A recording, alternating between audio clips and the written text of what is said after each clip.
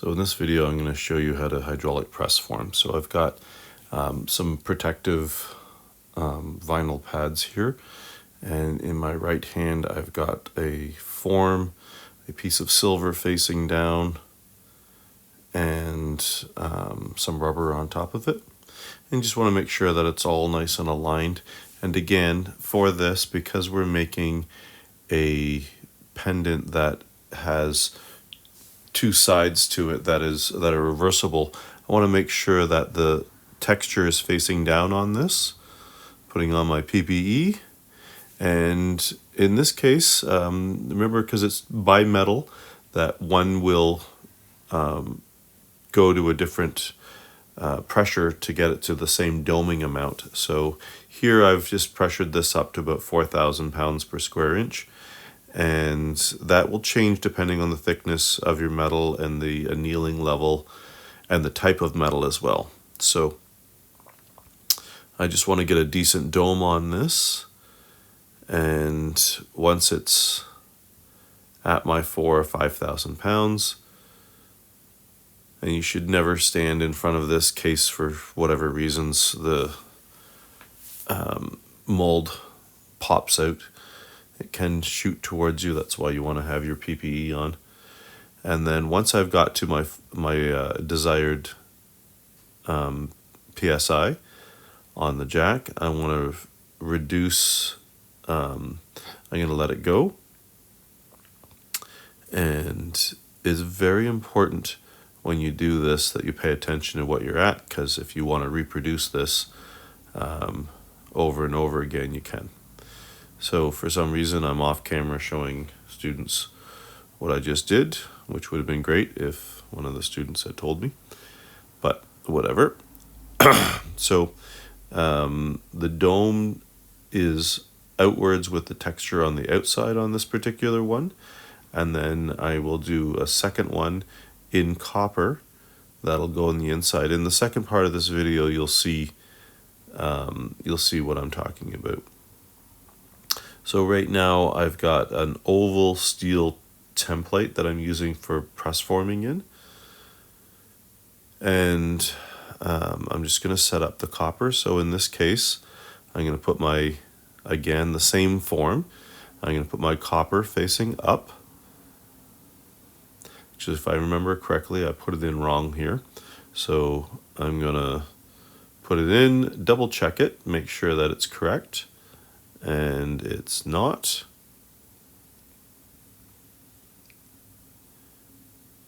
You can also use tape to hold all the pieces together. Although when you do that, the tape will leave a mark.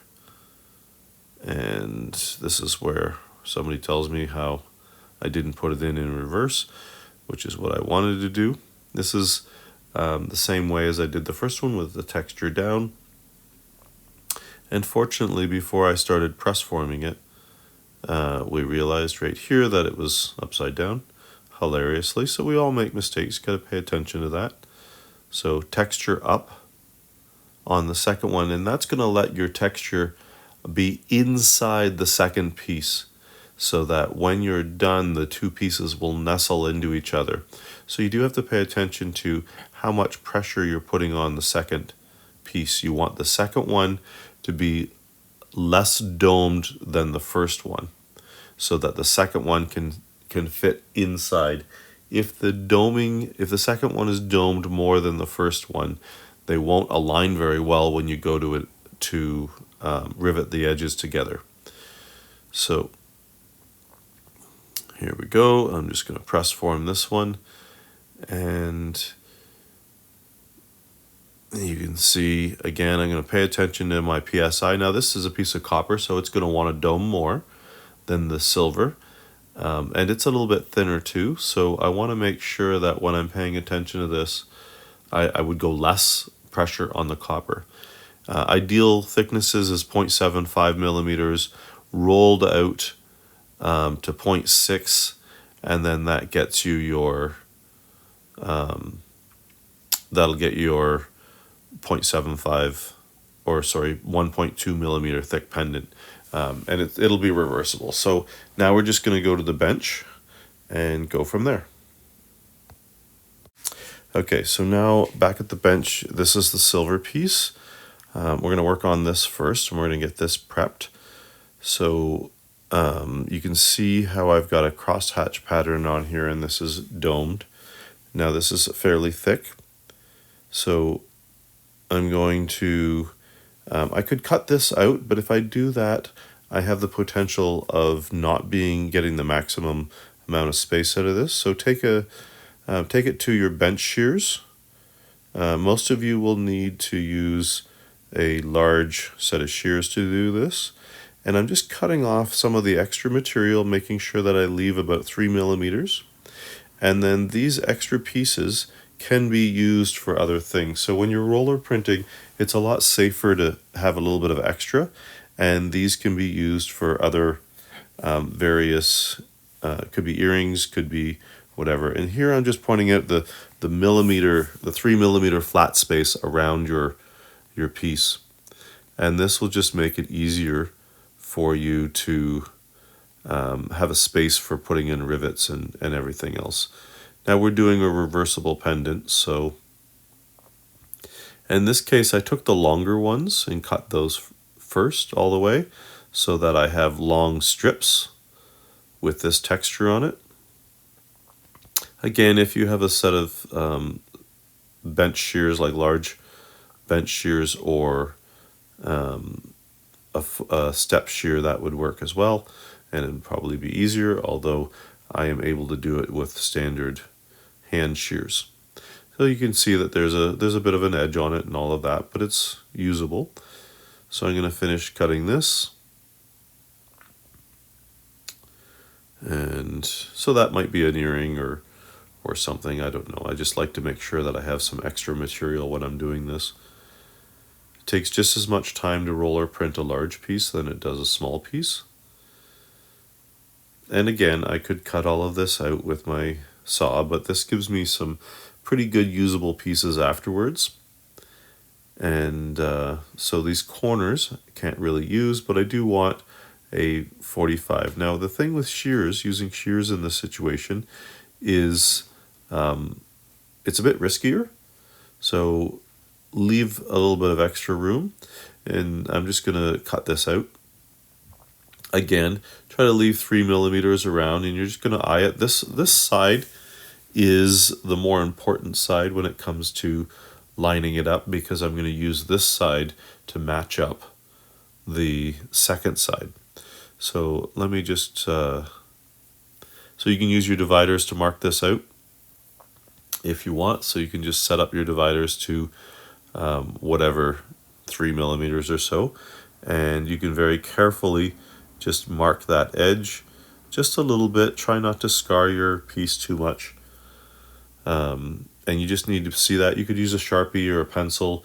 You could put tape over top of it as well to protect the metal, and give yourself something to draw on. So I'm just gonna, I do believe I just eyed this because you do need to file it anyways. I suggest you use some sort of pencil line, especially if you're just starting out. And so I am just going to cut the corners, all 4 corners, doing my best to make sure that it's 3 millimeters. And it doesn't have to be 3 millimeters, that's just my personal preference for this sort of thing. And you can see where the edge of the form that I hydraulic pressed in left a little mark. That's what I'm staying 3 millimeters away from. And this flat spot along the edge is just giving me a great location for riveting because it's flat. Now I believe, and you can see it's not perfectly round yet. I'm going to file it and whatnot afterwards. And take your time cutting it out. You don't have to rush. Remember, the faster you go on things, the more likely you're going to make a mistake, especially when you're learning. So take your time and just make sure that you are leaving yourself a little bit of filing room so that you can file to the line.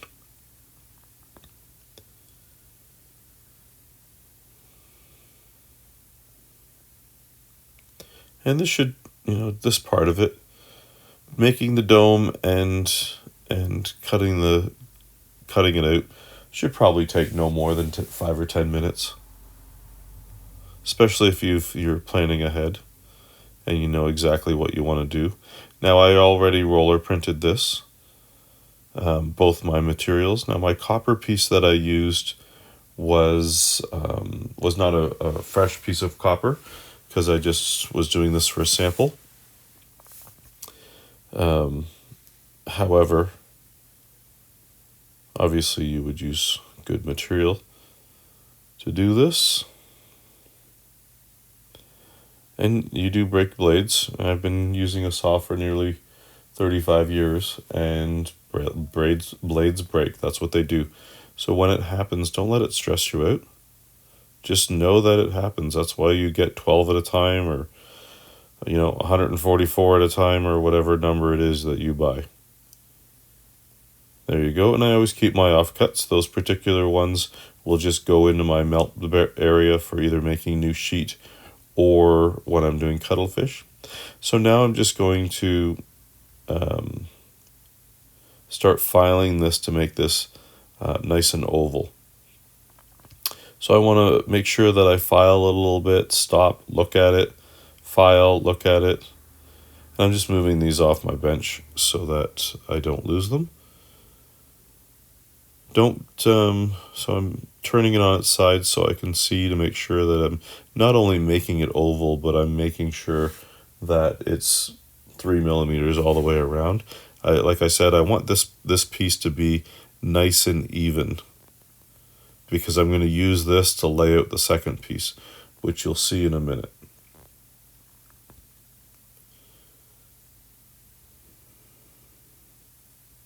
Now I'm not going to finish the side. That's not until the very end.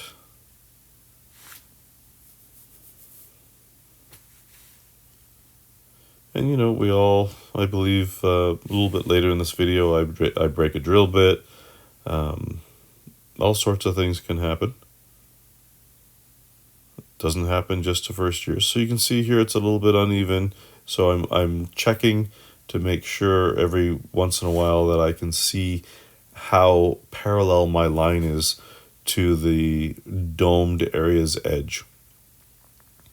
So that's not bad. It's got a couple spots here or there, but I'll work those out in a minute. And it's very important that you spend more time, or the lion's share of your time, on this first piece. If this first piece is out of whack, the rest of it will be too. So I'm just going to lay out where I want my holes to go for my rivets, and they don't have to be even. I want to think about where I want my bail to be. In this case, it's a reversible pendant, so I'm going to have it hang vertically. And I could do, 3 rivets, 5 rivets. I want enough rivets to make sure that it's going to hold together, though. So I'm going to put one at the bottom here. And you can see in this case, I'm paying attention to where my texture is and how that's going to affect where my hole goes. Sometimes your texture will be harder to drill in one location versus another. So I'm just trying to make sure that I line it up down the middle.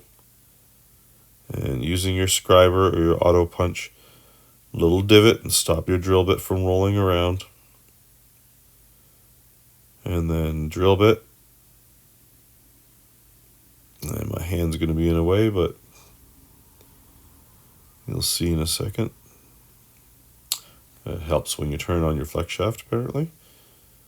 One of the things I always forget is the school turns off their flex shafts, so I have to always turn it back on. So I'm going to drill one hole here, just like that. And then I'm going to drill a number of other holes, but I'm going to pre-mark them first with the scriber.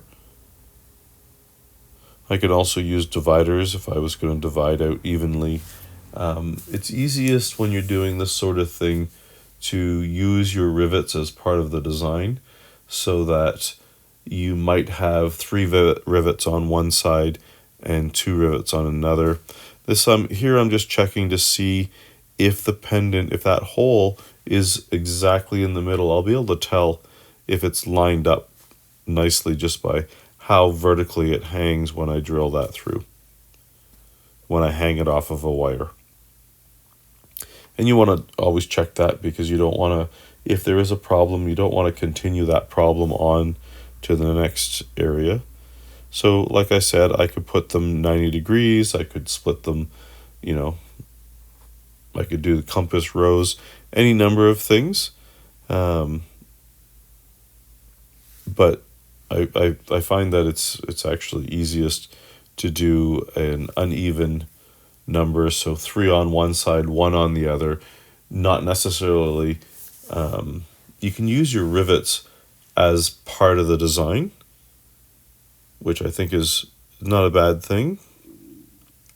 So in this case, I'm going to put 3 holes off to the right. Oh, got the piece stuck on my drill bit, great. And you just have to loosen that off. And again, and I could do copper rivets. I could do, and quite frankly, I could do gold rivets if I wanted to. And then another one over here. And there we go. And remember when you're cutting, and this is where I was talking about the piece that I had wasn't very good. So here I've got the one dome inside the other, because they snuggle in, and I'm just tracing around the outside so that I can cut the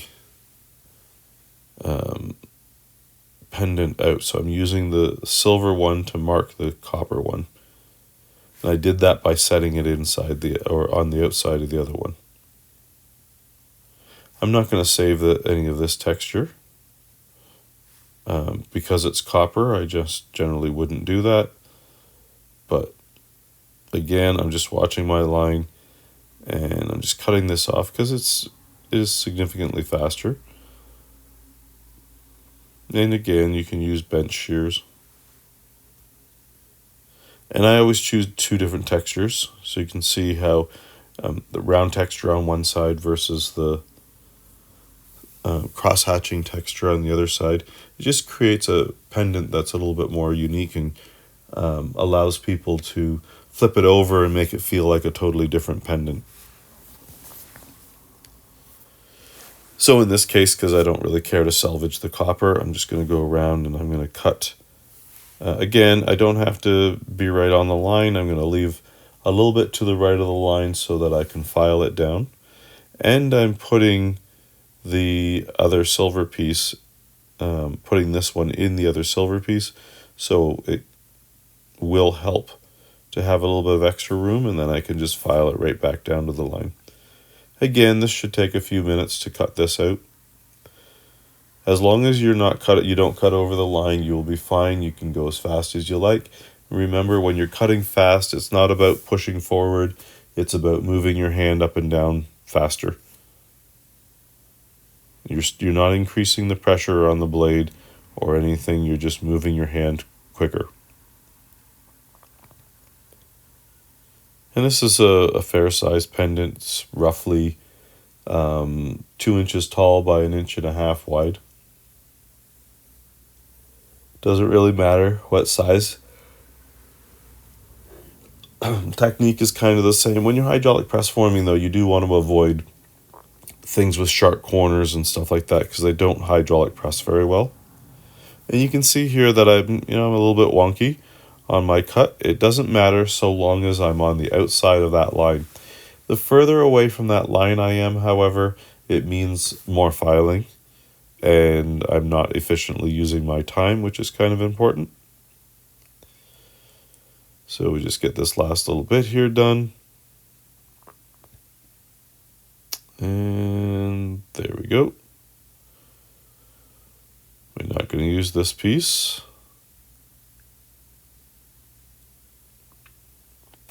So now we have this. And again, it's unfortunate I used reused material because that's what I had around for this demo. Obviously, you would use brand new material. So you can see how these fit. And this is how you would make a locket as well. You could take the two domes and put them on the outside. You would just hinge one side. In this case, we're not doing that. So I've got the two pieces set up inside each other just like they're going to be. And then I'm going to start by drilling one of the holes. And then I'm going to rivet one of the holes. And that hole could be riveted, there are any number of rivets, so I could do flush rivets, I could do raised rivets. It doesn't really matter, but the trick is to remember that you have to clean this whole thing up so it looks good, regardless of how you do it. So here I've broken the blade and I'm just popping the drill bit, and I'm just popping it out with my scriber by pushing it back through. And now that I've removed it, there it goes. I'm going to sharpen my drill bit. Now, not everybody sharpens drill bits. If you want, you can buy a new one. Drill bits aren't cheap, so I sharpen them. It's all about getting the angle on the end and a good cutting edge and making sure you don't overheat it and take the temper out of the bit. As soon as you take the temper out of the bit, it won't be good anymore.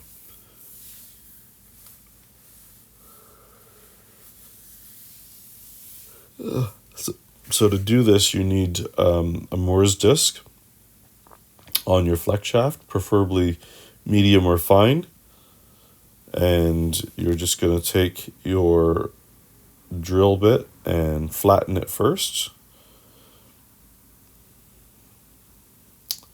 So you can see how these are going to go together. And you're going to file those out, but I want to rivet them first. Now I'm going to fix my drill bit. So first thing I'm going to do is flatten the end.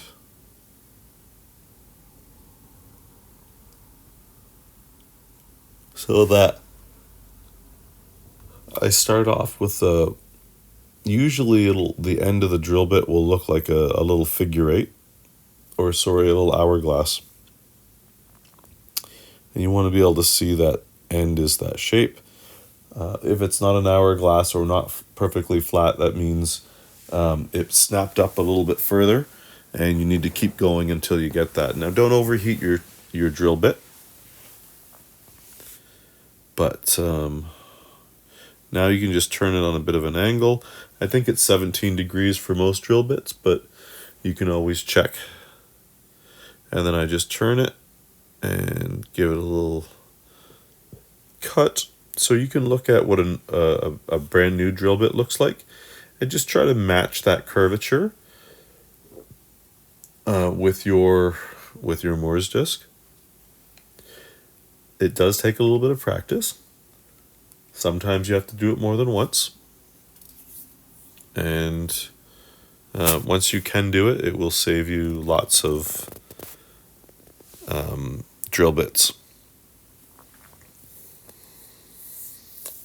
So once you have your new drill bit or your sharpened drill bit, you can just test it out. Generally, I like to test it on a separate piece of material.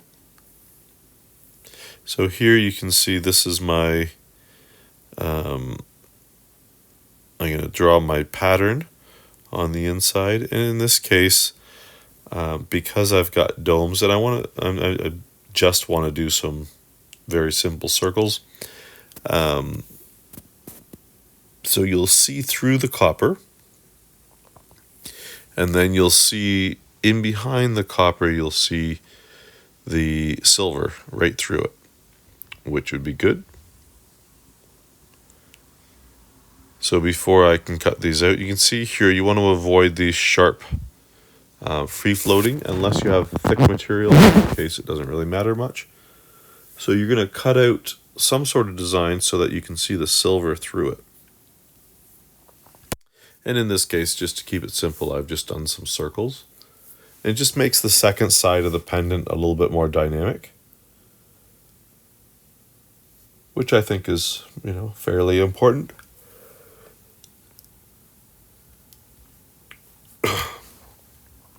Sorry about my sore throat. I was talking all day and I have a bit of a cold. So again, drill bit wasn't sharp, so I'm just retouching it up. Make sure when it's sharp, it should coil some of the metal up into a nice little coiled springy thing. If it doesn't, then it's not sharp enough and you should resharpen it. Once it's resharpened, put it back in your flex shaft, give it a little test.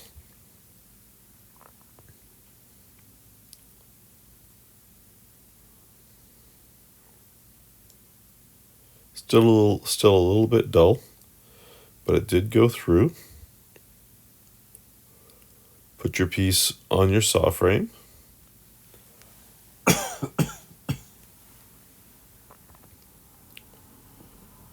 And then cut that piece out.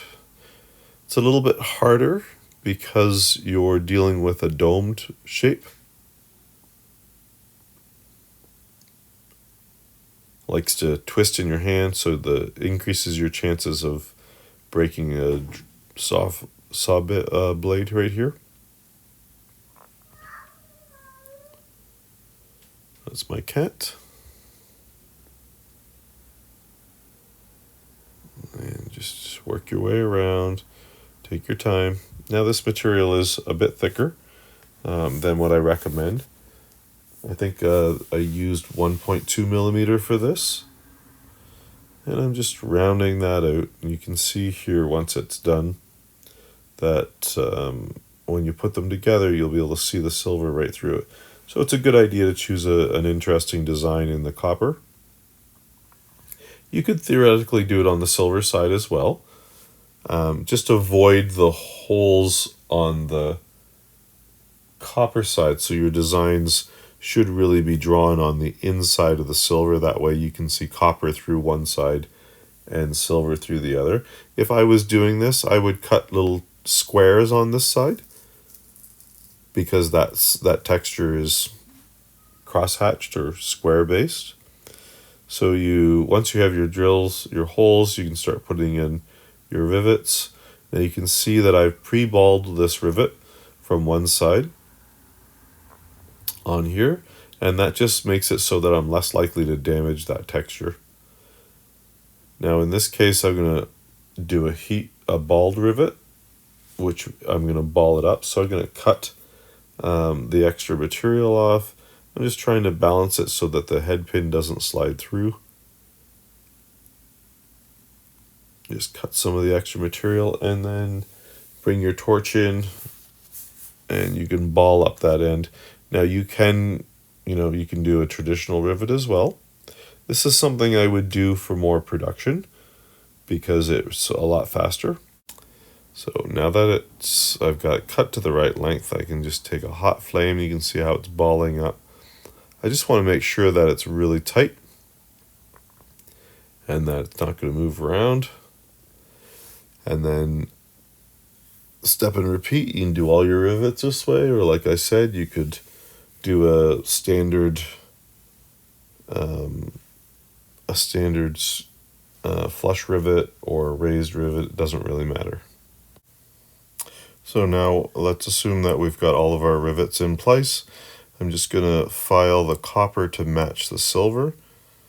So the rivets will hold everything together. And remember, I left a hole where the bail's going through because it doesn't get a rivet. It just stays open, and then that will be the bail hole. And whenever you're doing your rivets, very important that the drill hole size is exactly the same or very, very close to the same as your wire that you're riveting with. It's the same thing when you're doing your bail, right? So you want to file your bail or drill your bail with a 0.75 millimeter wire, no smaller, and then drill a 0.75 millimeter wire all the way through your bail on both front and back. And then you want somewhere around a 1 millimeter hole in your pendant so that it can move around freely. and you don't have to worry about soldering it quite as much. Now you could rivet your bail, but I don't suggest you rivet bails because that sometimes can cause it to pinch on the pendant. So I suggest you solder the bail. So just assuming that it's all riveted in multiple locations and it's pickled and it's clean and you've taken your time to do all of this, you just want to make sure that as you move forward with this, it is exactly what you want. Now I believe I pulled this apart, so again you can see how both sides match up. And then it's just riveting it together and finishing it. So here, if you just had your bail on it, you could make it slide apart at the bail, so that you could, and that's only works if they're both facing outward. If one dome is inside the other dome, then you really can't do that. But there's many choices on this, and it's a very good little skills builder. But I hope this was useful, and if I get a chance, I will show you the finished piece.